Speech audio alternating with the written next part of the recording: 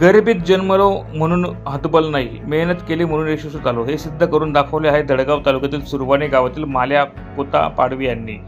कुडाच्या झोपडीत लहानाचे मोठे झालेल्या या तरुणाने शिक्षण, संघर्ष आणि जिद्द यांच्या जोरावर थेट राज्य राखीव पोलीस दलापर्यंत मजल मारली आहे। अत्यंत हलाखीच्या परिस्थितीत जन्मलेल्या माल्या पाडवी यांचे वडील पोता पाडवी आणि आई माकली पाडवी मजुरी करून कुटुंबाचा उदरनिर्वाह करीत असत। चौथीनंतर गरिबीमुळे शिक्षण सोडावे लागले आणि कुटुंबाला हातभार लावण्यासाठी ते स्वतःही मजुरी करू लागले। जवळपास 3 वर्ष शिक्षण थांबले असतानाच गावातील मोहनलाल वळवी यांनी त्याच्या जिद्दीला दिशा दिली आणि ते पुन्हा शाळेत परतले। खाजगी विद्यार्थी म्हणून 10वी परीक्षा उत्तीर्ण केल्यानंतर त्यांनी यशवंत ज्युनियर कॉलेज नंदुरबार येथून 11वी 12वी पूर्ण केली।